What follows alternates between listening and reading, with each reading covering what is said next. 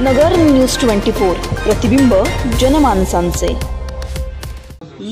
Late night म्हणून तुम्हाला 1 लाख रुपये हप्ता मिळतो। सगळ्याची यादी तुम्हाला चुकीचं आहे। नाही मी वाचून घ्या, तुम्ही नंतर सांगा। आपण बोलताय ते चुकीचं जो माफी आहे हो साहेब, तुम्ही चुकीचं खरं बोलायचं नाही।